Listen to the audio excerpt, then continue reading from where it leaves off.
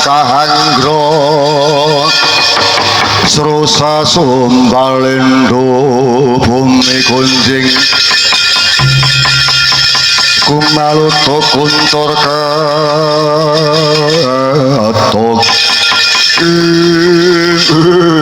latalah kong tete yang kololodro rojo dewaka ojo dikira cukup semono kekuatan saka nusa kambana Werkudara mungsuhmu aku putra Bathara Kala Kala Iramba Dewa Tantangana lekane katiga aja liya mungsuh ayo Werkudara ana bisa ngembroke Ramba Dewa kaya dene ngembroke Gunung Semeru tabrak dong banteng sirna dening aku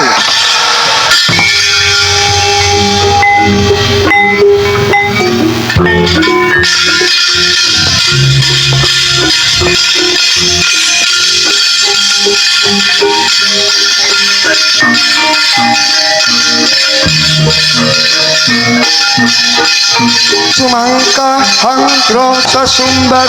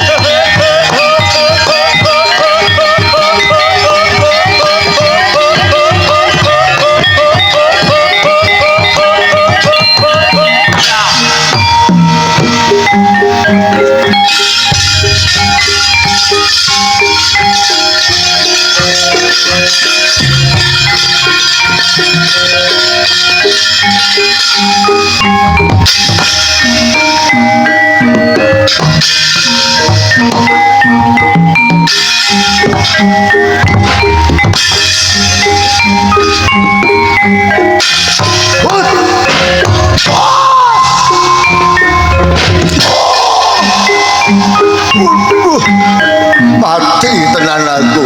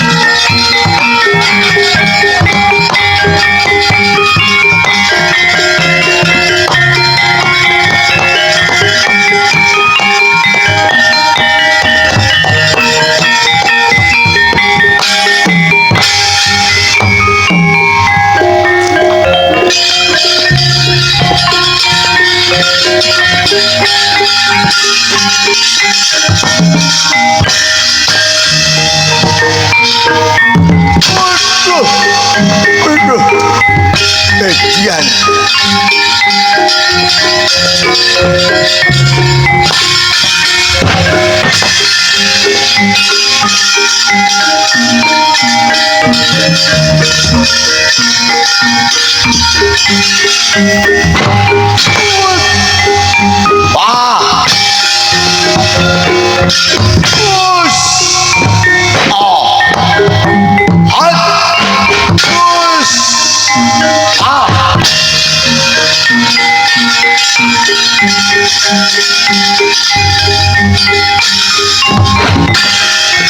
Hot. Push.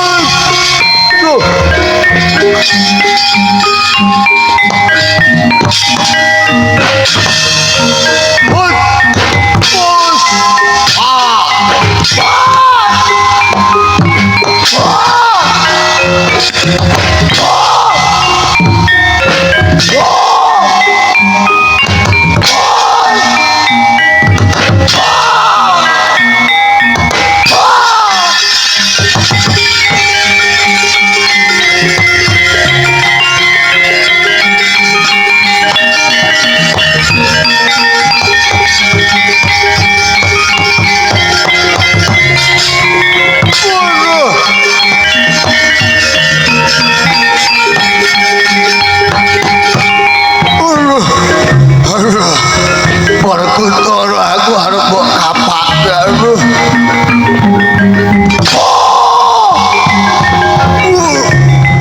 Berarti aku.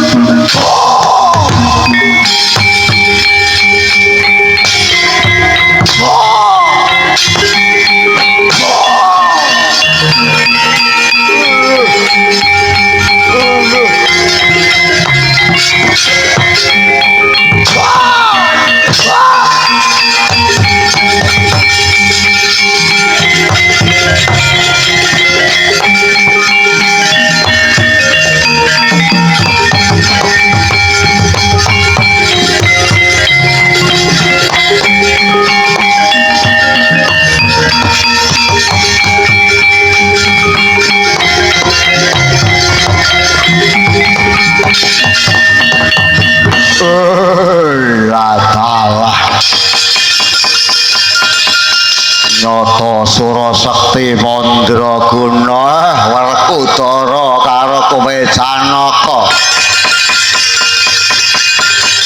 Kowe cawe-cawe karo perkara iki.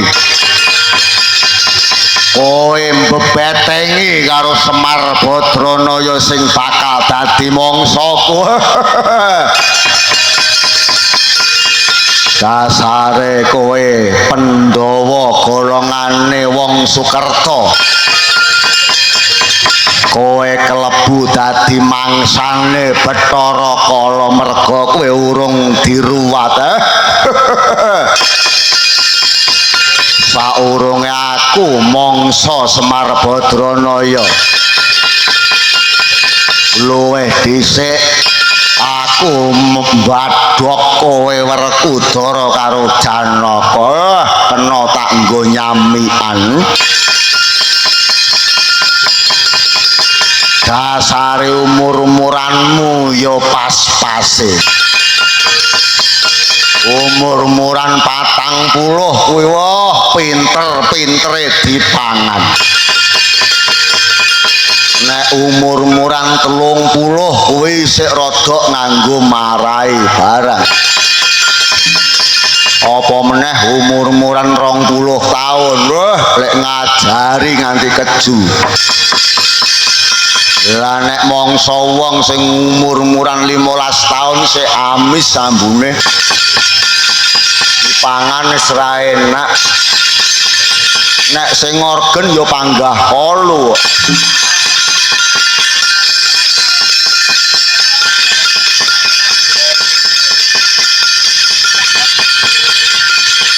Neng aku ya tahu ding. Ora rasa buka kertu. Werkudara karo Janaka tadah para mangsa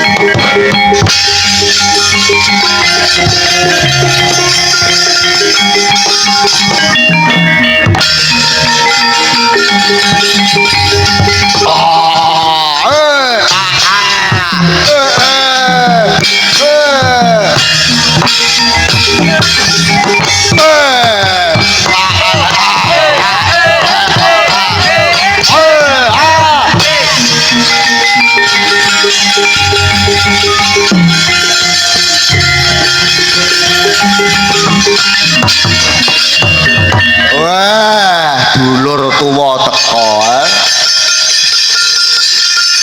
Kakang Wisnu ngrusuhi adine nggone golek pangan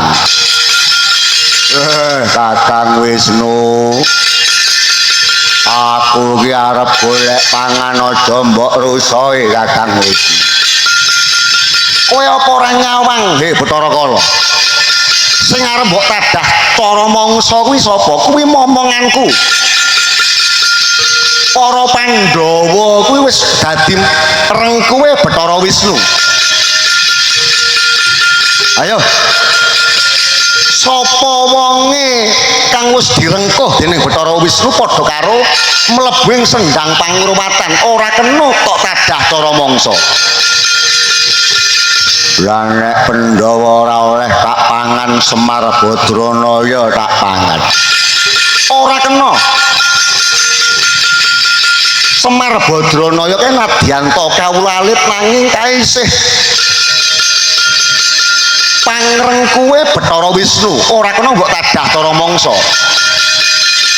wis tuwek iki mosok ya ora oleh tak pangan apa kowe doyan nek mangsa wong tuwa tuwa kom banyu anget isih gurih lho Kakang saiki iki apa anane tuwa ya dipangan tuwa anane kowe gelem bali apa ora ora kena kowe ganggu gawe marang Karang Kabolotan utawa Karang Kadempel utamane ana ing desa Labuhan Ratu Dua kene kowe ora kena ganggu gawe karo warga masyarakat Bapak Kepala Desa Sangkrawate aku ora kena ganggu karo desa Labuhan Ratu Dua iya nek desa liyane sing rong tau wayangan kena oh kena desa kok ora gelem wayangan apa meneh nanggap nata Dwarawati Paranono nek dalang liyane ora peduli dalang liyane kudu dalang saka Dwarawati iya Kakang pokoknya nek nganti tahun ngarep ganti dalang tak amuk tenan Bathara Kala ngamuk ning kene ayo ora bali tibani senjata cakra lebur dadi aku pamit Kakang